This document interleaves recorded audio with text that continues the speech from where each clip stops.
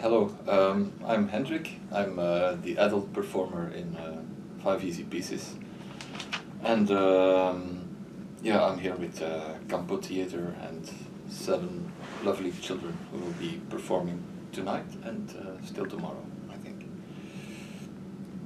Hi, I'm Kristof Blom. I'm the artistic director of CAMPO, which is an art center in Ghent, Belgium. We produced the performance 5 Easy Pieces. It was an invitation of us to Milo to come and work with children for an adult audience. Voilà, that's me. I'm Debra Levine. I'm the director of Undergraduate Studies and lecturer in theater, dance, and media at Harvard. Also a graduate of New York University. And I'm here to talk with both of you about the performance. Cool. Can I start, Hendrik? Can you just describe the process of collaboration between Milo and CAMPO? Because this isn't exactly what you would think of when you think of working with children. Someone comes and says, I'd like to make a piece about Marc Dutroux, who is a serial murderer of children. So the subject matter is pretty incendiary, and usually people are very careful not to take that kind of material and say, I think I'll work with children about that. Yeah, I need to talk a little bit about the context which is important to know to understand where this is coming from.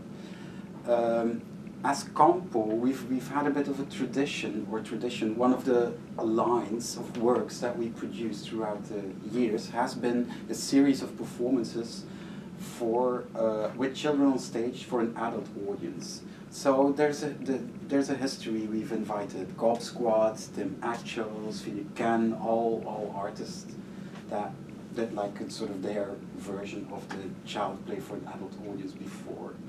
We don't do it on a regular basis. I think it's scouting for an artist, or inviting an artist, always has to do with like the urgency is important for me to put out this invitation. So, but I got to know the work of Milo I think a couple of years before. We also started inviting and bringing his earlier work to Ghent. It led to a sort of interesting conversation, and with all the works for the children in the past, they each had their own specific approach, but this whole sort of political documentary way of working that's specific to Milo's work was never. I was very curious what this would lead to in the series with children. So I started off with inviting Milo and asking if he would be up for it. That's one part. The second line that comes together with that is that Milo already was quite familiar with Belgium because of another work that he made called the Civil Wars that opened at Kunstfestival des Arts. I think 2014 or 15. I don't remember the exact year, but that was a work in which he already started working with Belgian performers, Flemish performers, also asking them about dealing a bit with the history of the country as well. So in that research for that production, one of the topics he came across was like, what were the most like moments in Belgian history that had an impact on them, and this Marc Dutroux case kept on like coming to the surface over and over again. So that started the fascination with Milo, I think, for this particular case. Yeah, it was also because, yes, like when did you have the particular feeling of being really Belgian? Yeah. And the people he worked with answered at that point that they felt quite connected when they were experiencing the White March. Right. That connected people in the aftermath White of March the Dutroux affair. Sure. So can you explain what the White March is? Because I had to research it a bit. Maybe you can explain to the camera. Yeah. Well, it was not so much. What I said, like it was more connected to the aftermath of the Dutroux affair and the whole investigation that had been done came into some kind of a political how should I say, the people were questioning the working of justice, of also the police. Like this whole system was being questioned in a very critical way. So can I explain a little bit for a moment, which is that Dutroux was, actually he was arrested and jailed and then released, and then committed crimes after the first time that he was released. Exactly. And then finally they found the last two young girls that he abducted and rescued them, but several of them had been murdered before that. The investigation took a long time, and then the trial, just to bring him to trial, took a long time too. And what I understood is that there was a kind of corrupt justice system or an inept justice system that didn't actually follow through properly on this, and people were enraged. And then you had the White March, right? That was actually, people were on the streets protesting it, and they just felt like this was symbolic of all the ways in which the government wasn't working properly. Yeah, exactly. It was also in a time when you had like the police and the Rijkswacht. I don't know how you should translate it. It's also some kind of a police force that's connected to, but those two were not working together. To the federal government, right? So there's the local police and the federal police. Yeah, and those are two, they don't exist. The second one doesn't exist anymore. And it was really in the aftermath of the Dutroux affair that it got abolished, because it was working so badly, the collaboration between these two systems. Also because Marc Dutroux committed his crimes in the Wallonian part of Belgium, and there was no connection whatsoever on a justice level with the Flemish side. This whole investigation went very badly. Also other people involved, like Marc Dutroux's wife, or some other, should I say? There was a collaborator. Yeah, that was all very, it was a very complex matter, and people really got upset, angry, and at the end of their patience. So this was a catalyst for a real expression of anger against the government for a lot of different things that the case kind of held, which is a reason to theatricalize it. Yeah, it was symptomical. Yeah. Symptom. But for me, what's super interesting about this is then when Milo Rau started working with the performers, he constructed a story that actually took into account the relationship that Belgium had with the Congo too, which is the way in which Belgium had been a colonial power and the kind of violence that was inherent in society for a much longer time period than like the sort of sensationalism of like this happening around Dutroux, right? Yeah, but I think that was a very important point that Milo wanted to make with this piece. I think it's also like the impact that historical facts or things that happen have on the formation of your personality. So that's why the scene is in there of how, with the whole colonization story about like Marc Dutroux's father and how this had an impact on him and the formation of Dutroux. It's like, it's something he wanted to touch, which is the same thing that he's now putting those children on stage, saying like, okay, this was something that happened, like, and will have an impact on the character building and the personality building of those children.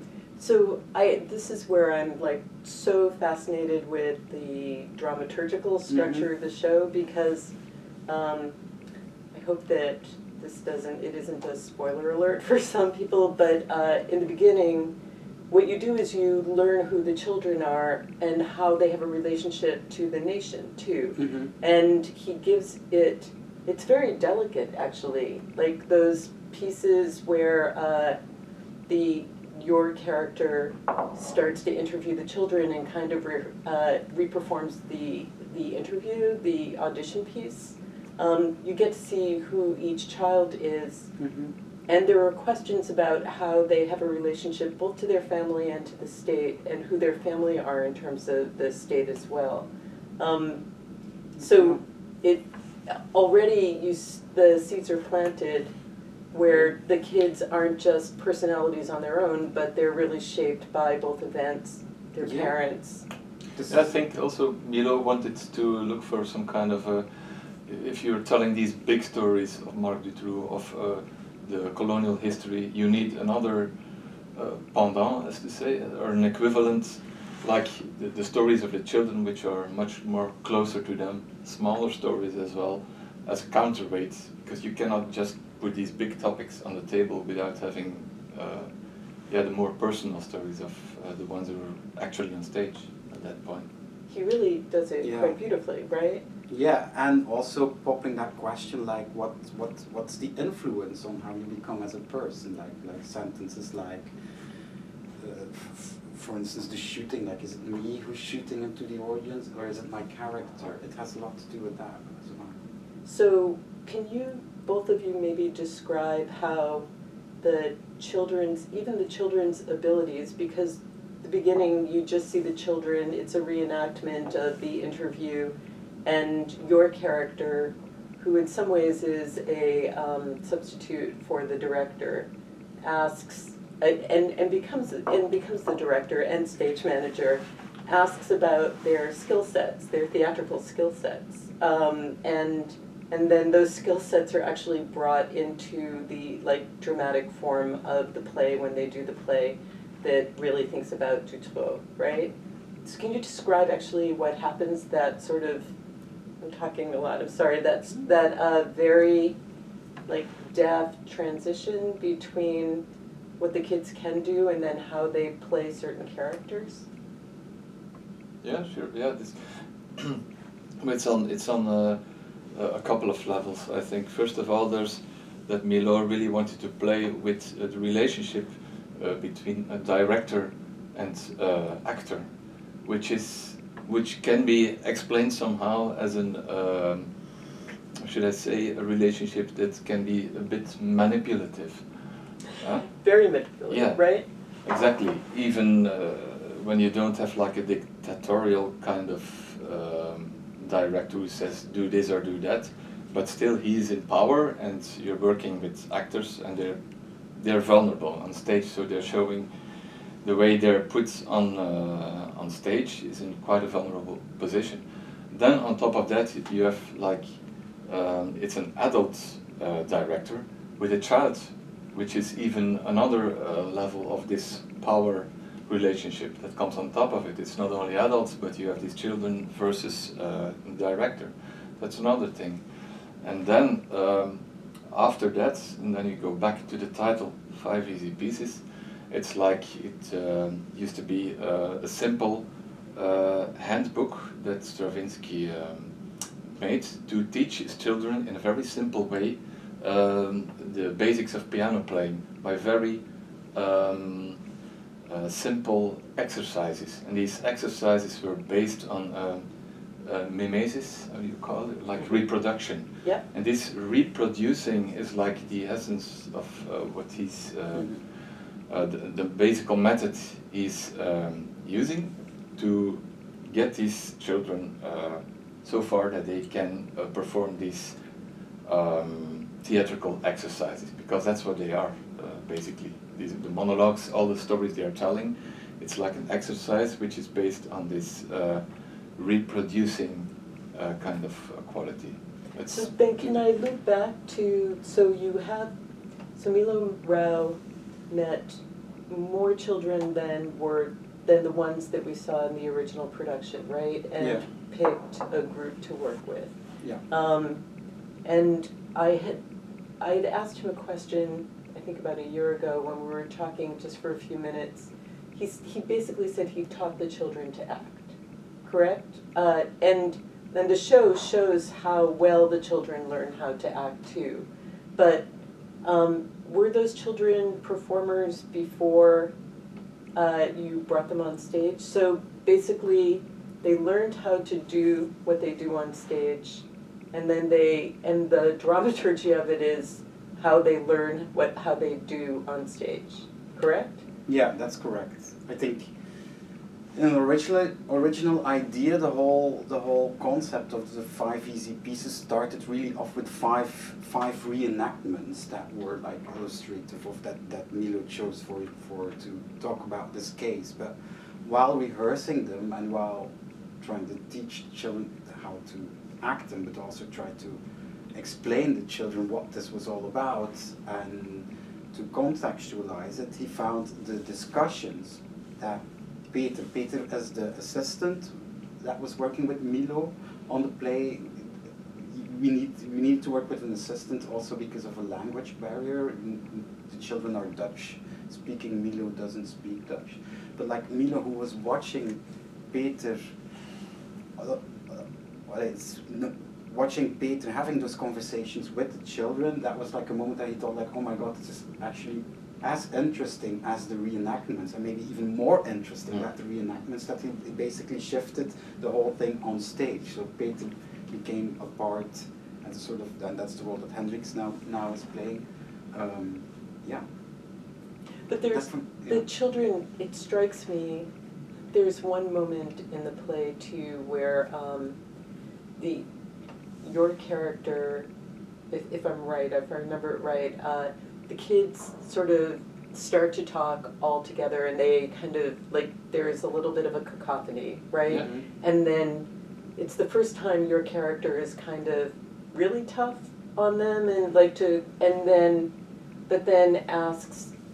I might be conflating two different moments, but then asks who would like to play what character, and then the kids are happy again because what they get to do, like there's real pleasure It's in a game for them. performing for the director too. Like it's not just the director isn't punitive. Like you get more disciplinary when you can promise them pleasure, and the kids, like all they want to do is, it seems like not only did he get them to act, now all they want to do is act, and they want to really please you by acting too.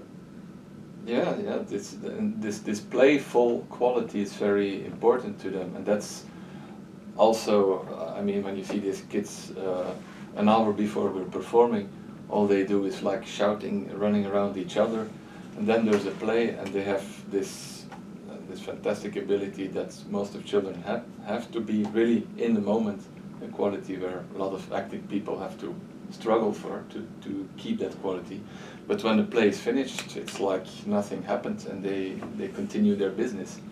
And this is something that lots of adult audiences question sometimes. Yeah, they really like struggle with it, sure. So, oh, this is some heavy topic that you're coming up with, and aren't they suffering psychological from these kind of stories, or does it have an impact on the personal life or something? But to them, it's not like that at all. Also in CAMPO, there was very good. Right, I wonder what Hendrik says about that. Yeah. There was a good psychological guidance as well from the beginning. Parents were connected to the working process quite closely, if I'm correct. Yeah, that's true. So, and basically it's like, it's a very simple thing. If you ask a child to do something, and he says like, I don't feel like it, okay, then you don't do it. And so we respect the boundaries and the barriers they install themselves in a way. But the play talks or implies and talks so much about coercion, right? That you get the child to, the dramaturgy of it is you get the child to cross the boundaries by offering more and more performance opportunities. Yeah? No, you disagree with me about that? I don't completely... Well, there's that moment where your character on stage plays du trop, and I gets the youngest one to do things where we all feel uncomfortable, but you can see how the promise and the pleasure of coercing a performance, like, feels a little bit transgressive. No? Yeah, well, if I understand correct what you're saying, that's exactly like the scene where most of people having these questions with. But as I said, it's this uncomfortable feeling or questions that people have while watching this scene are more saying something about their own fears as an adult, and their own relating to maybe their own children they might have. So it's almost an instinctive kind of reflection that comes up. But as I said, for the child itself, it's really a play. For them, the true character is like a gruesome fairy tale, like some kind of. For them, it's in the same kind of imagination that this person belongs. Also, as Milo was working with the children, he came to the conclusion when they were having like theatrical improvisation, or they were working with scenes from a marriage from Bergman, and he came to the conclusion. That's amazing. Yeah. Sorry. And he said like that's never. Although children were very capable of understanding what was being said, that adults say to each other, that definitely belongs to the adult world, they could not connect emotionally to what actually was being said. So it doesn't have the same psychological depth, if you wish, as it has with an adult. So people who are watching this and feel uncomfortable are basically confronted with their own fears. With their I own think fears. that's, I agree.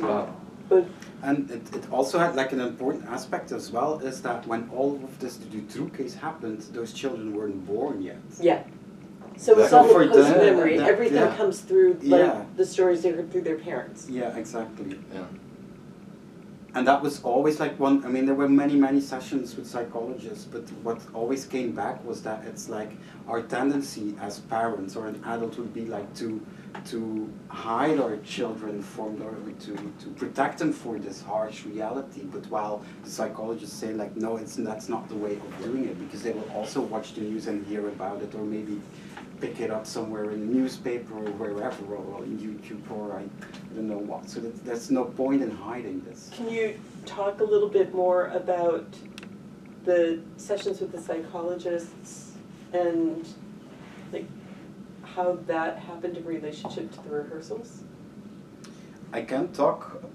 Those sessions were private, so then neither Milo, neither Peter, nor me, no one from CAMPO was there. They were really like private sessions between the children, individually, and it's like. So I don't know what was being said. Of course, we got reports afterwards. I mean, and we also needed them for different purposes. But what actually had been said, or the conversation between the psychologist and the children, I don't know. Did that ever affect the rehearsal process or what happened on stage? No, actually no, not at all. Were you surprised? It was all. Well, I have to say, like, the reason why we knew it was important, because a lot of people and audience, because of the topic, were gonna ask questions, like you. So we needed to be.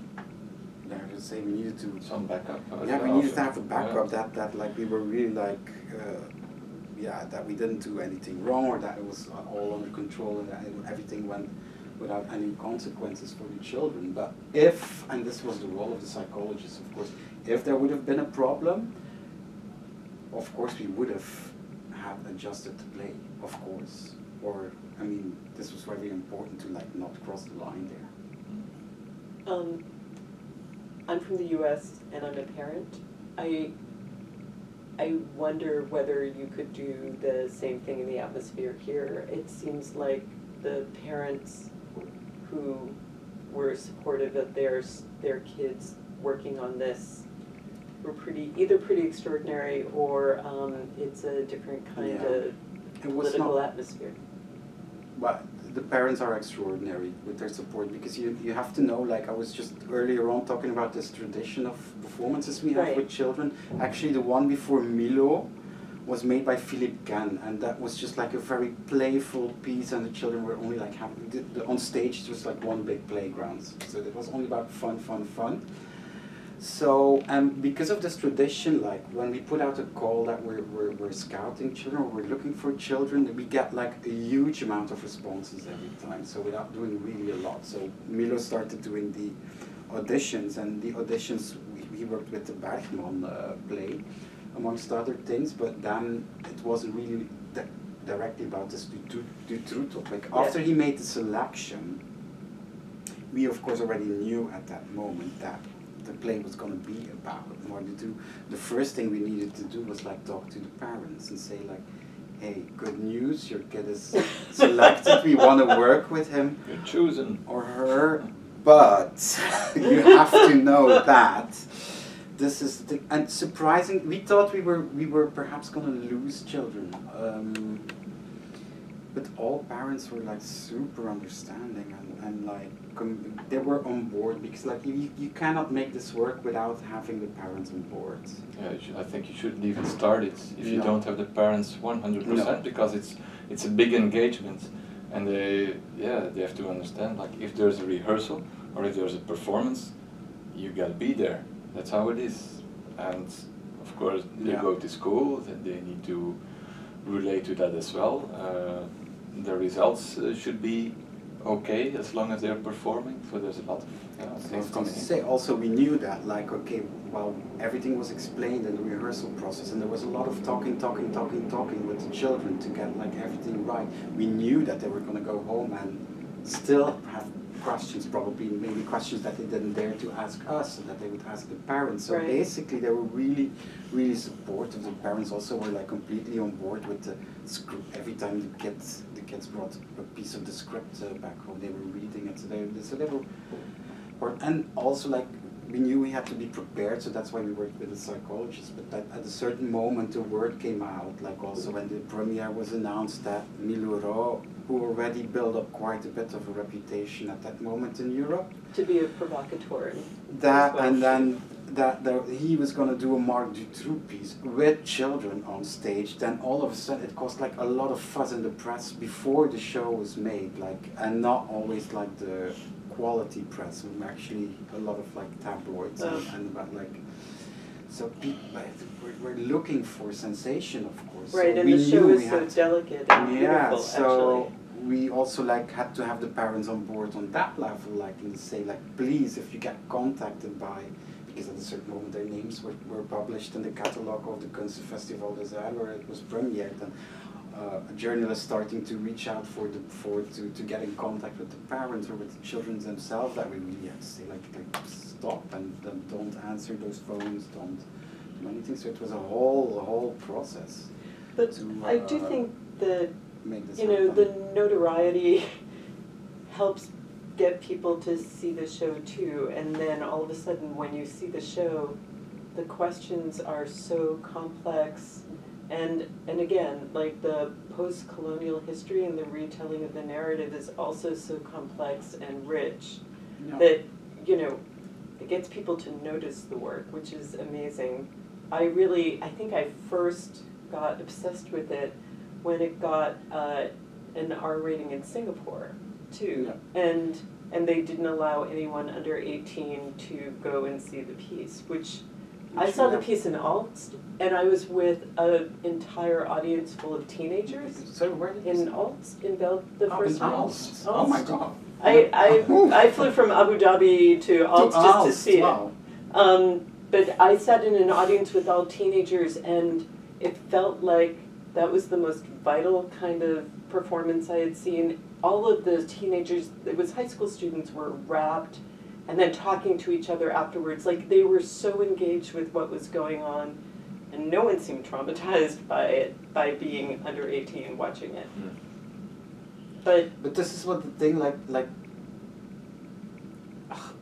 people thought or were assuming that Milo was looking for sensation or that he wanted to shout, but that was never the idea. He really made a very sincere piece of art. He That's did. like, and like all, like, I will never forget the tension on opening night, because that was all that's the press, like what's going to happen, like waiting for like some big bomb that could probably explode, and like the whole thing, like after opening night everything went like silent. It only got like really good reviews that were like analyzed in a proper way, saying like, oh my God, this is like a really sincere work.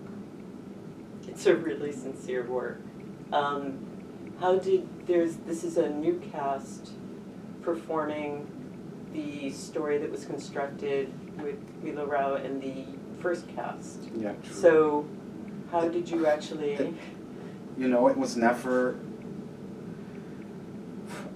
actually how we work as CAMPO, it's never our idea. When we make a work and it's out there and it gets shown, that's the most important thing for us, but we never want to work on a repertoire. So normally with these performances, it's not a usual thing to go for a second cast or so.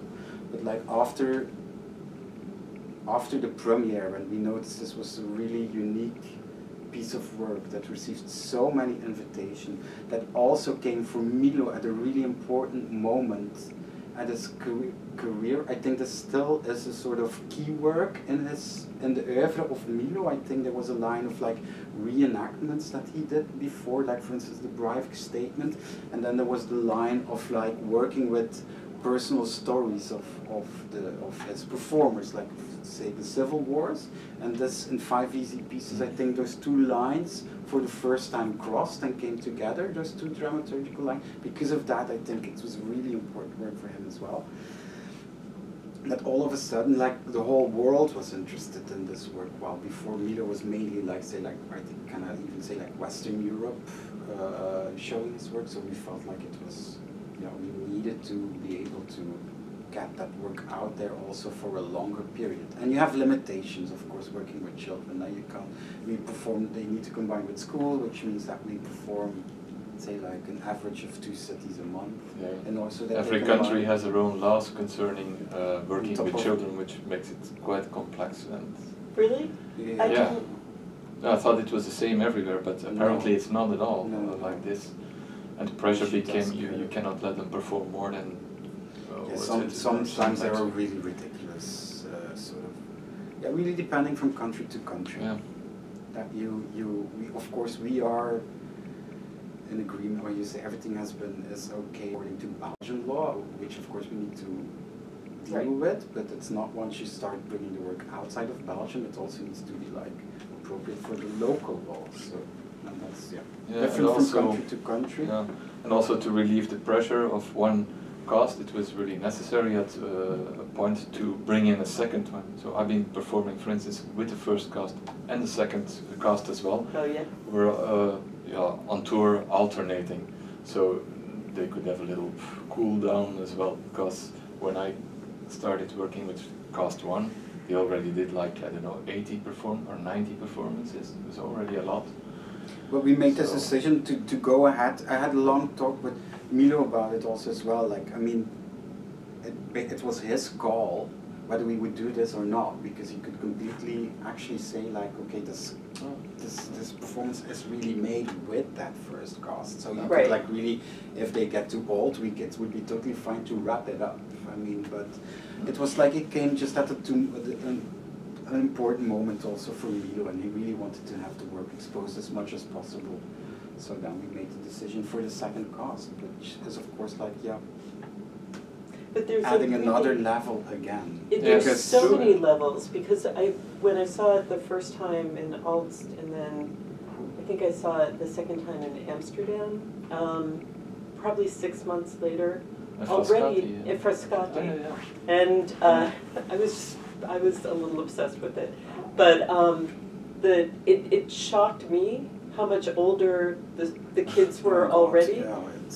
And usually, and I just don't ever think about how normal it is that like someone on Broadway or off Broadway can play a role for a year or two, and you don't really think of them growing. You don't see that kind of aging in the role, but how much the piece is dependent on the kids being a certain age, both dramatically and materially, and then when they age out, how that dissonance feels uncomfortable, or it changes the dramaturgical arc a little bit too. It changes the content.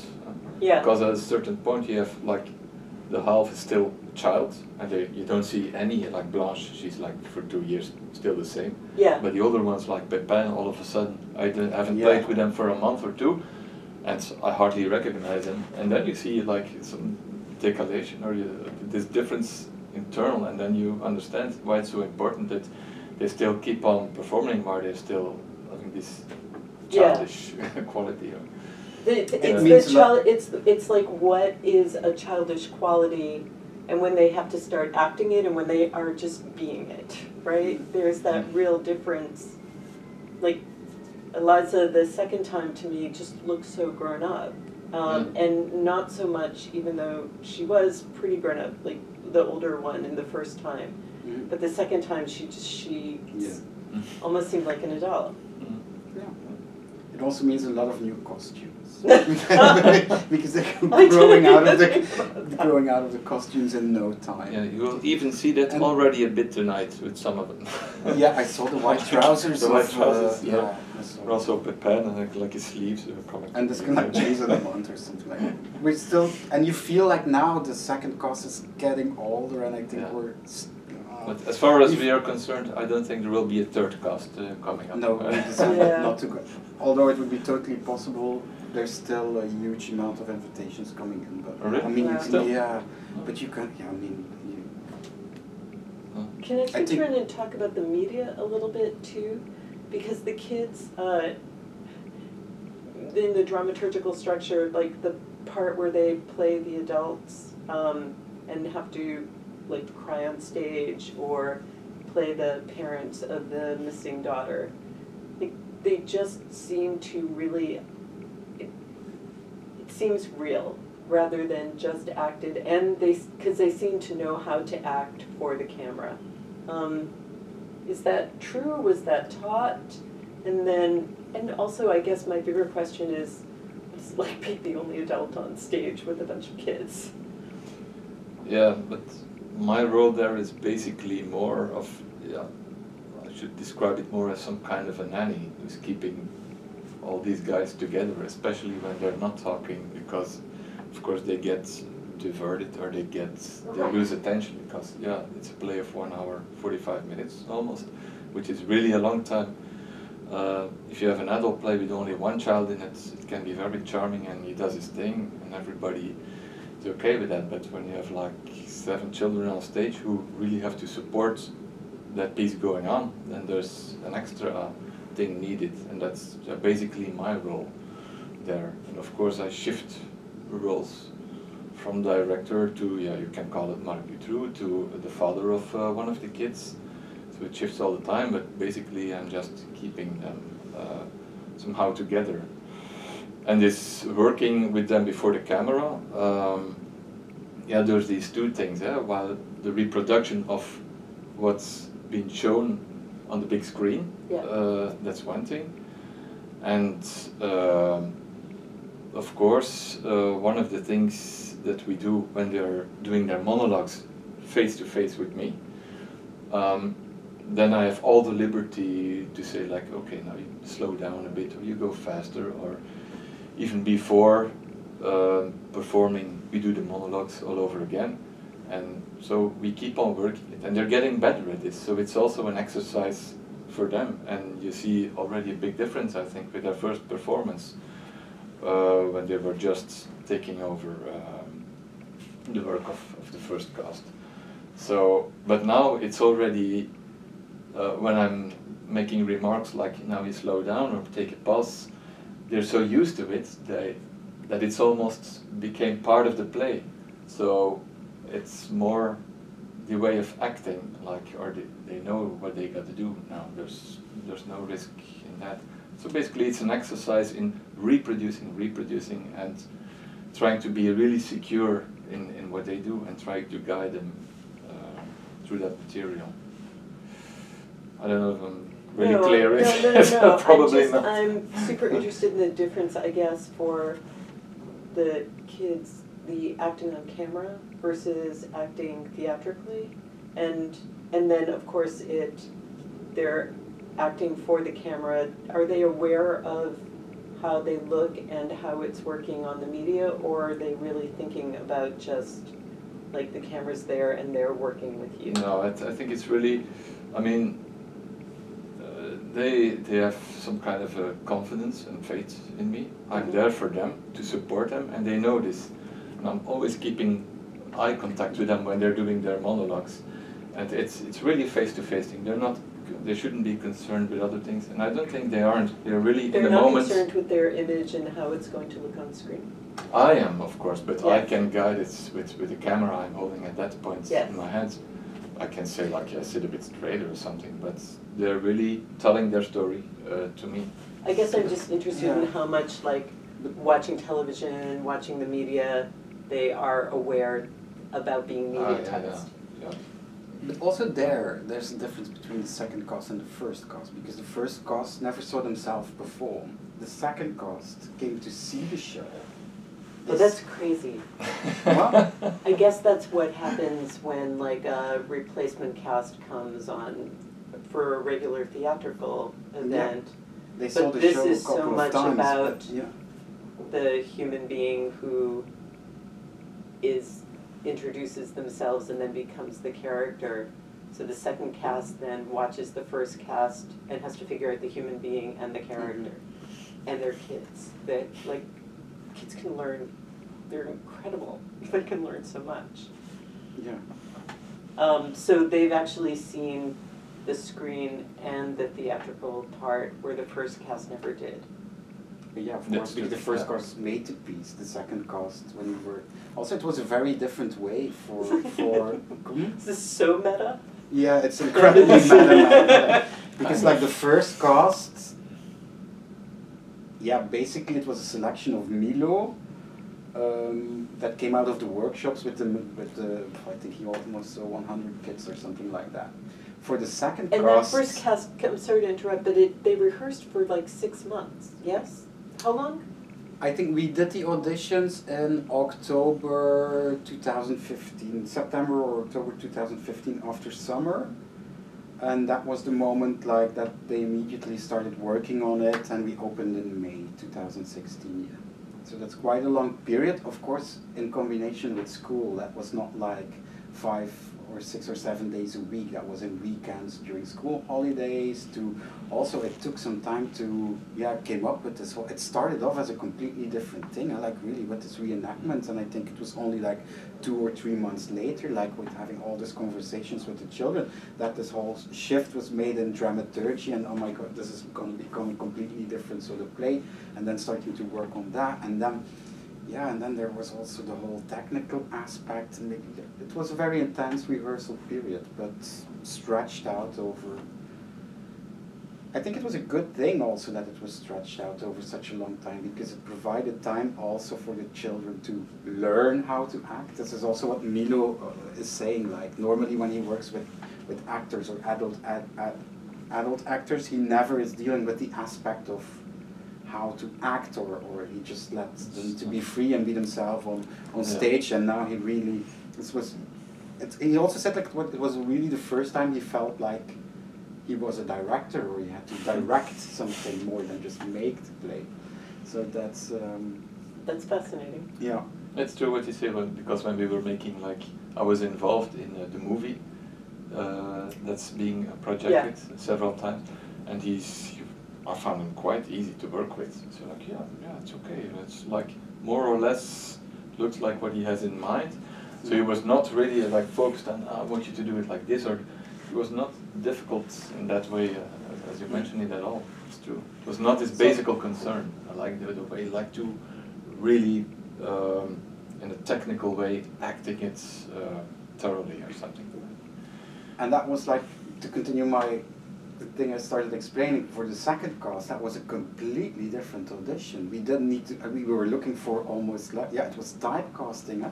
Yeah. All of a sudden we were looking for a little kid that can play accordion, which is a very different thing. The accordion became part of the show because Willem was an accordion player and Pepin was a piano player. So that's when it really transformed into more normative theater. It's a little bit crazy, like the normative process of, we already have a piece, we have to find someone who looks and does the thing that the... almost starting for lookalikes. For like Lisa, we really were looking for, it's very important, a girl that could sing. Yeah. And actually, there was a lot of the lessons on top of it, that came on top of it to get like better control of her voice than with the second cut. Or like and it should have been a colored girl as well. Absolutely. Very yeah, important. Very important thing there. Yeah. And some cheating because maybe I shouldn't tell No, this. please. Fons can't play piano, so he's just faking No. You can cut it out. That's okay. No, but I shouldn't have said but that, maybe. Pen could. It's okay. Pen Yeah, could. Pen was a player, but we were looking for a piano player, and then Fons was so perfect because he really liked so. In what he was doing, that also for Milo, it was really important to have Fons there, but Fons couldn't play piano, and then we were like, okay, we can. So they had to with actually. that. So there's more acting involved than there was in the because first. that's the meta. That's the whole meta level that came on top of the second class, because it's not only like he's pretending to play piano, but he's also pretending to be the cousin of Pepin. He's not really the cousin of Pepin. And all the personal stories are the personal stories of cast one. Yeah. There's not one story that's of that personally. So they had a completely different input of starting the play. The whole surgery question, that was really true at first. And I mean, a lot of people were asking like afterwards, like, say, come on, that didn't happen, but that really happened. Of course, now with the second cast, it did.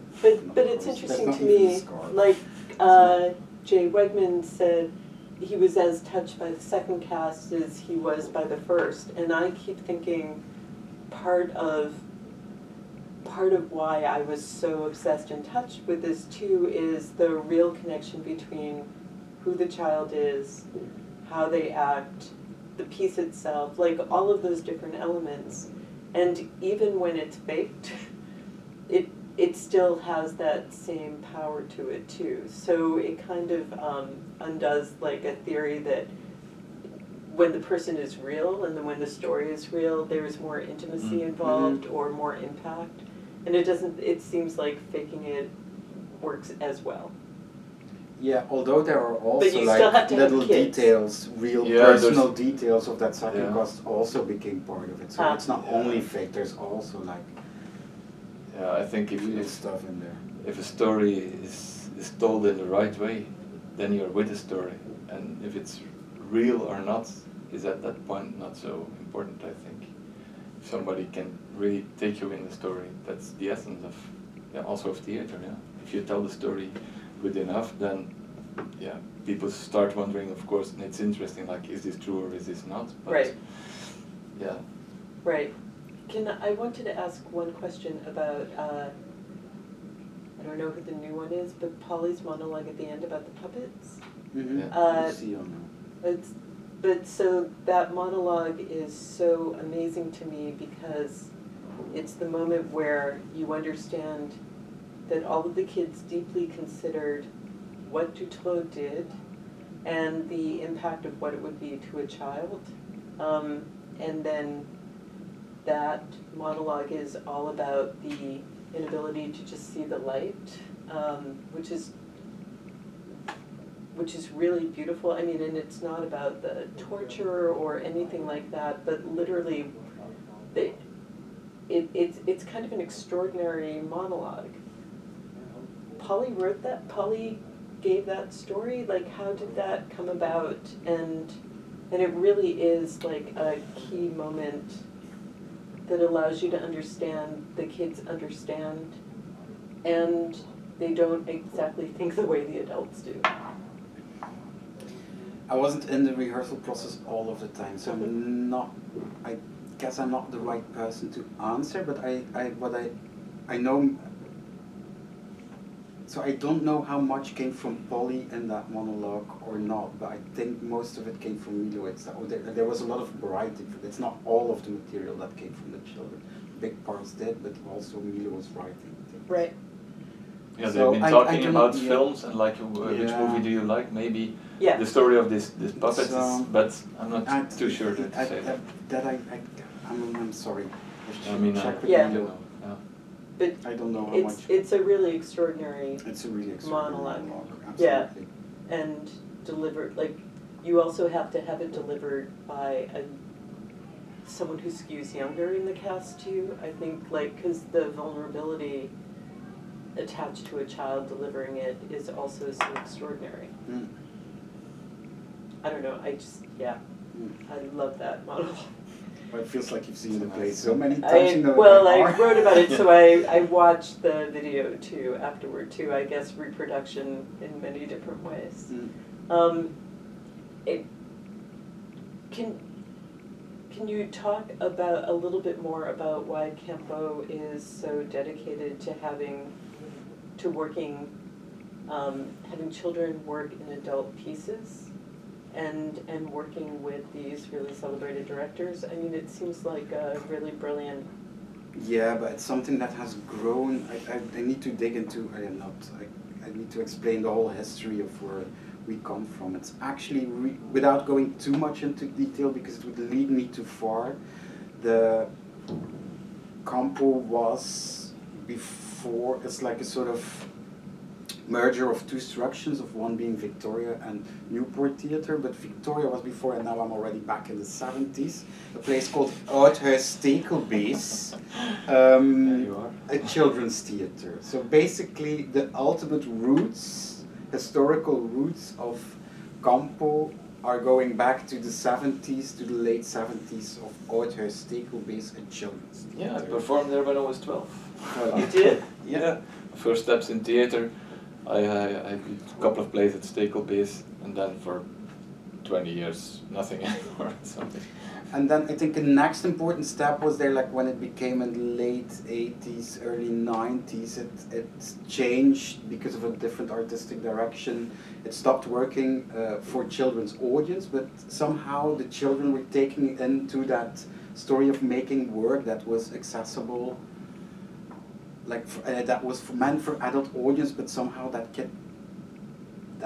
history was taking along in there. That was a moment that Victoria was producing like the first works of Alain Platel, and one of the works he made there, the first work he made there was called Mother and Child, and that was like also like, okay, like I need to have a child on stage if we're gonna do like Mother and Child. And the story goes that like 6 children showed up for the audition, and then Alain couldn't choose because he liked them all, so all 6 of the children ended up on stage, which led then to commissions to Jerome Bell, Josse de Pock. So it led to this sort of, it has grown organically.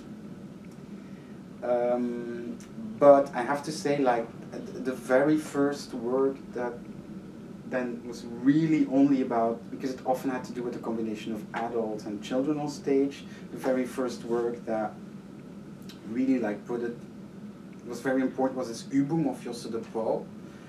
It never got to New York, but it had a tour around the United States. That was like, oh my God, 2003, 2004, something like that. From that moment on, because it was such a huge success, it felt almost like a sort of, it created a sort of awareness, like that, let's be careful that this doesn't just become like a sort of formula, because it would be very easy now to step into to like produce a play every 2 years based on that formula, and every time invite another director. I think like what we're very aware of, that every time we invite someone to do this, that it needs to add something, that there's a necessity. It needs artistically to add something that we don't have to feel that we're starting to repeat ourselves, because there's so much. It also, like in Europe, there's a lot of work now with children on stage as well. So it almost feels like a sort of sub-genre, or a yeah. Does that make sense? Yeah. Yeah. Yeah. So yeah. Artistic necessity is, I think, the key word there to like it. Like at this moment, we don't have any plans for a new one, and this is because I'm not. It's a huge work as well. I don't know so many theatres in Belgium.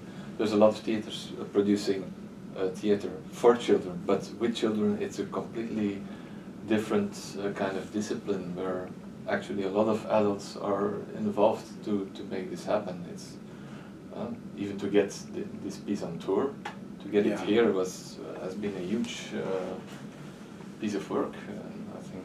And this is true what you mentioned earlier on in the conversation, like I don't know if it has to do with a political context or in a way, I don't know. It's very clear, I don't dare to talk about the United States, but I can clearly talk about the UK. None of us feel like comfortable talking about the United States anymore. But I know like the cultural difference with the UK, that's very clear. that this work could never have been made in the UK. We had already many talks and debates and panel discussions about this with many different people.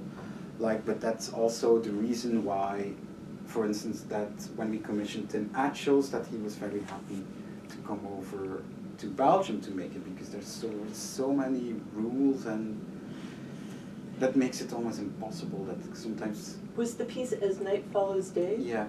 I saw that in Abu Dhabi, at the Abu Dhabi Art Fair. But I do have a question.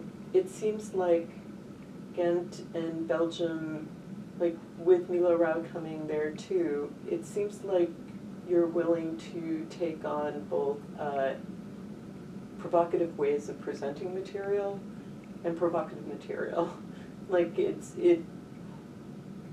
And deal with the schisms politically in Belgium, which I know a lot more about now because of doing that research. What's happening? Why is that coming to fruition there at this moment? Do you have any idea? And theater feels vital there too. I don't know if you should talk about Ghent in this case or Flanders. Open it up. I guess it's more about Flanders, and not only Ghent but also Antwerp and even the region or something. But why?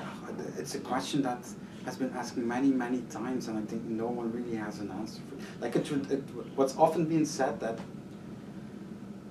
I don't know, we're a young country and we don't have any theater history. We don't have any Molière to deal with, or we don't have any Shakespeare to deal with, so we just started.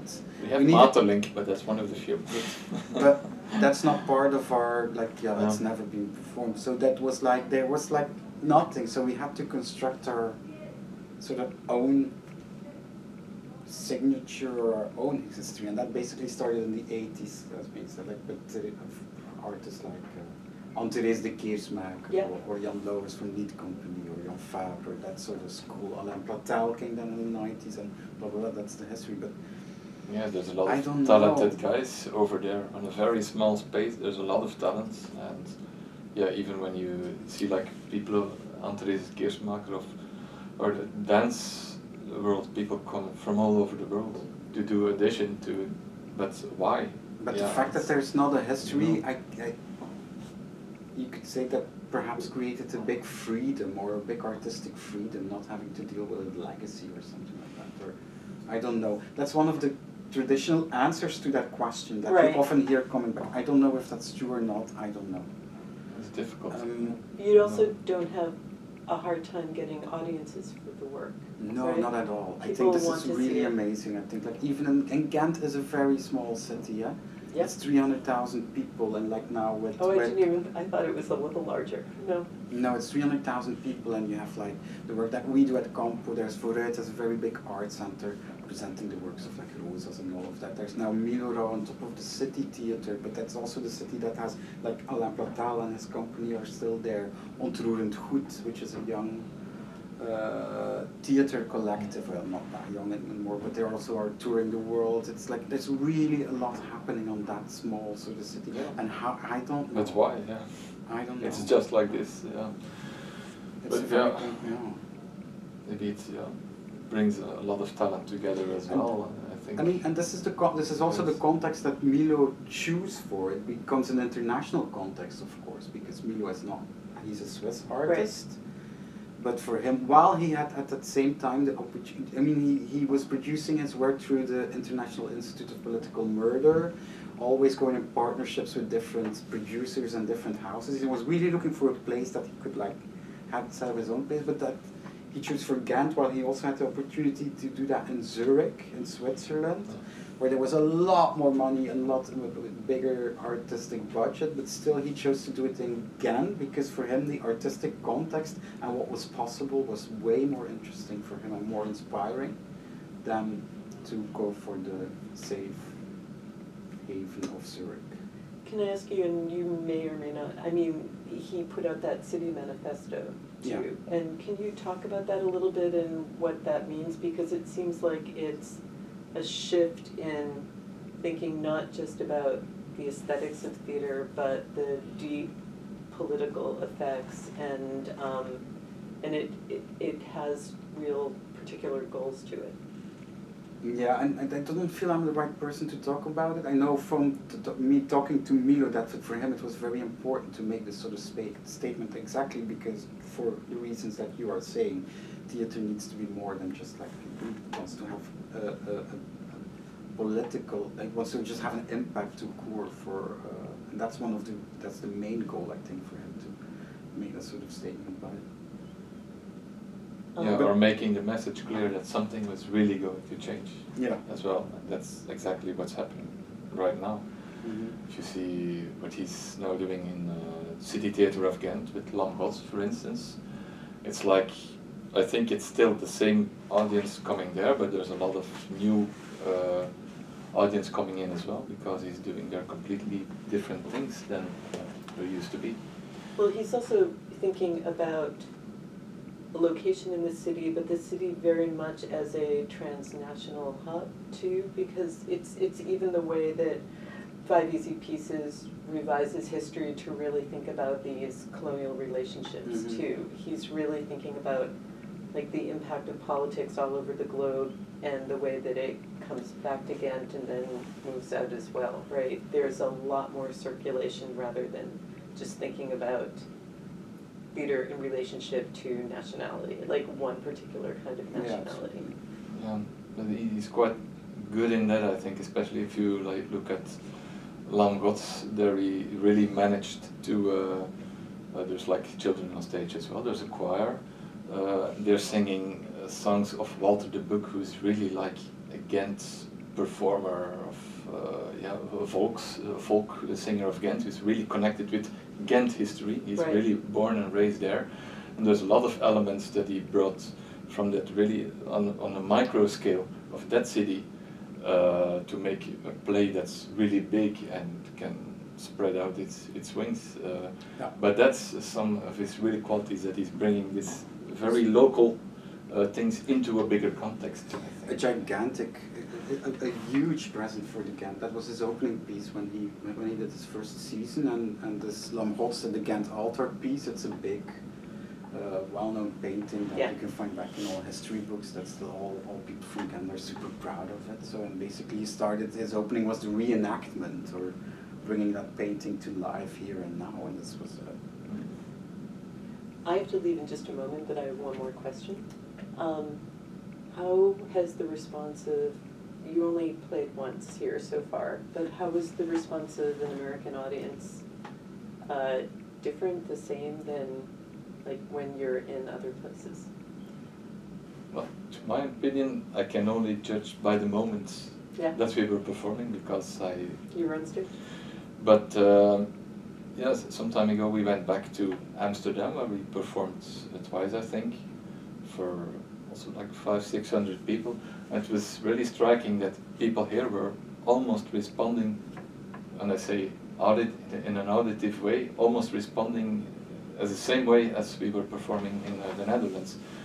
I have the impression that there's a very trained audience with a lot of, they're used to quite some things, because they got all the irony, the little jokes, and some things they're responding differently as well. But I was quite amazed. Like it was very recognizable to me. Like as far as we're during the play, I was thinking like, is it going well? I have the impression it's going quite well.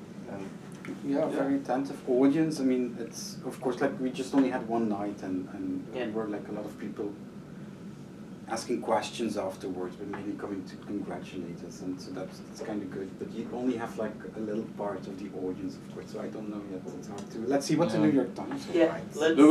There were some laughs at very bizarre moments that we never encountered before, and that the children themselves like, they never laugh here. Why is that? But sometimes it's like comic relief, you know. You have to laugh because you cannot keep up with the tension anymore, and the laugh comes out because of uneasiness, not necessarily because somebody finds it incredibly funny. So, and that helps to keep you going on as well. And I heard the kids are right now out in Times Square shopping, or they're I think so. Yeah. Yeah. For them, it's like New York is like. That was, of course, within that whole tour that they're doing. New York was for them, of course, like apotheosis for them. a top destination after. Really? Yeah, absolutely. They were so much looking forward to coming there. They're just still kids. Mm? Out of all of the places, I heard that they were going to Times Square, and I just started laughing too. But I'm sure. But for them, it's like, oh my God, yeah. That's what the U.S. is. That's Well, what I New don't York know. is. Yeah. Yeah, it's their first time here, so Yeah. then, yeah. Yeah, so this whole tour for them, it's, I think, in their life it will be an experience that they will cherish forever, probably. And this we had a couple of times before with previous plays or performances, and some of them really toured the world as well, as much as 5 Easy Pieces, and it's kind of like amazing now if you run into those kids. They're not kids actually anymore. Some of them are like in their early 20s or mid 20s by now. But now you hear them talk how important this moment in their life was, because it's quite a big gap in their childhood years. If you think of it like starting from auditioning to rehearsing to doing that, performing it 2 or 3 at the end of the day, you get like 4 or 5 years almost out of a child's life. It's a big impact. That's a huge impact. Yeah.